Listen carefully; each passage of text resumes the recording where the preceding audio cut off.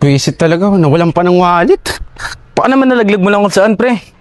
Nalaglag eh, nandito yung sa gilid ko. Di ba nagabot ako ng bayad sa'yo? Malabong malaglag yun, pre. Dumukot ka lang ng pera dun sa bulsa mo, ah. Wala naman ako nakita wallet dun. Pagbibintang mo ba ako? Dududa ka ba sa akin, ha? Eh, alam ko nga hindi nahulog yung pre. Tsaka, may katabi tayo dun, di ba? Isa. Yung bading, siguro siya kumuha nun. Hindi, pre, kasi ganun kasi. Ayun yung nakita ko, ayun yung nakita ng dalawang mata ko. Dumuot ka lang sa bulsa mo, ba't kailangan mo manisi? Kaya magduda sa akin. Basta, may katabi akong bading. Siya yung kumuha nun. Mga bading talaga dito sa Pilipinas. Wala nang ginawang tama. Pag nakakita ko yung pre, talagang...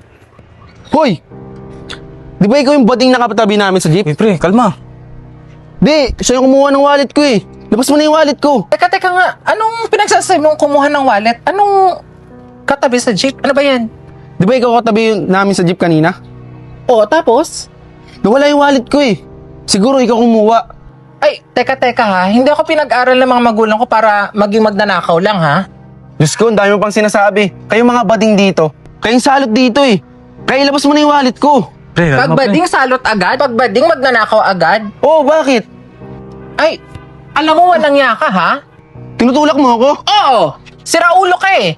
Kailangan mo pang pagbintangan, tandaan mo may pera din ako. Ang pakialam mo sa pera mo, yung pera ko hinahanap ko, kaya ilabas mo na yung wallet ko. Pas wala akong pakialam sa pera mo, pagbading magnanakaw agad, loko-loko ka pala eh! Oo, talaga naman ah. Tsaka nanunulak ka pa. Uy, Oo, pre. bakit?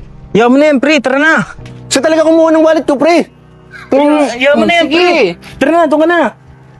Siya talaga kumuha ng wallet ko eh. Kulokong to? Pare, kalma mo nga. Pati ba sinisisi mo na nakakaya tayo sa alsada? Ang ingay mo. Ano ka ba, pre? Yung perang yung pinagtrabahoan ko. Kaya hayaan mo kong bawiin doon sa bating na yun yung pera ko. Eh, mukha na mga edukado yung tao na yun, pre. Wala akong pakialam, pre. Eh, alam ko na siya yung kumuha ng wallet ko eh. Siya lang yung katabi natin. Tsaka, huwag mo nga kampihan yun. Hindi sa kinakampihan, pre. Ilang beses niya na kasi inuulit, pre. Hindi daw siya yung kumuha. Ba't mo sinisisi pa rin? Ba't ka naniniwala? Mas kanino ka ba naniniwala? Sa akin o doon? Di mo nga kilala yun eh. Tropa kita, pre. Pero intindi mo naman yung bakla, pre. Nakakahiya. Wait na. Huwag tayo manisi basta-basta. Huwag Basta na tayong babawiin ko yung pruweba. pera ko. Hindi, pre. Kalma mo na. Huwag kang umano. Ano ba, pre? Ba't yung nagagawa mo na saktan na? Pinapakala mo pa kasi ako eh. Eh, alam ko naman nandun yung pera ko eh. Mas ka nga dyan. Ito yung wallet ko ah. Ba't nasa ito? Pre, sorry. Diyos ko naman pre.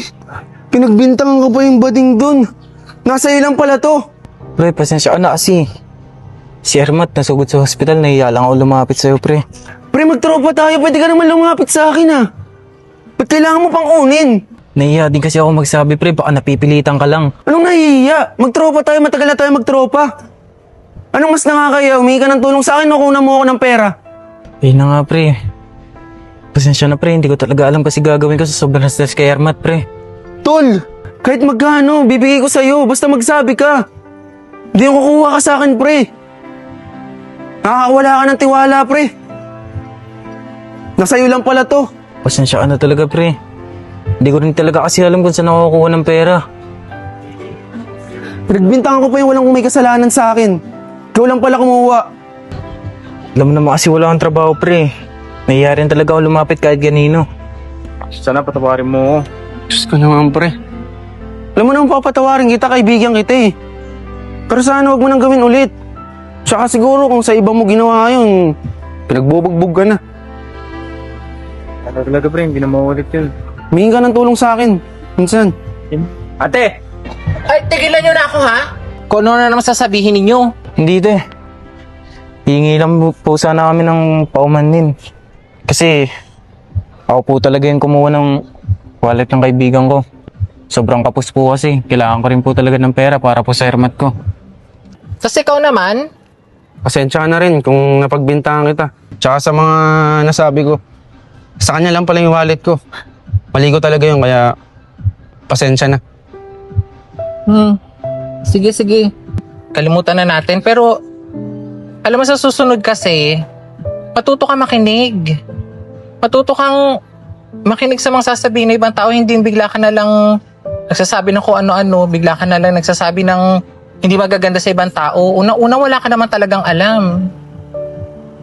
Pero siguro naman, sa nangyari ngayon, meron na kayo natutunan. May natutunan na po ako. Kahit yung tropa ko po, may natutunan na. Kaya pasensya na po kayo kung nadamay pa po kayo. Okay na yun. Sa susunod, kung may problema kayong dalawa, pag-usapan ninyo, hindi nandadami kayo ng ibang tao. Pasensya na po talaga. Okay na yun. Hindi na Sige po maulit. Sige po, pasensya na po ulit. Pasensya na po. Ko, pre, pasensya na rin ah. Magsasabi ka sa akin.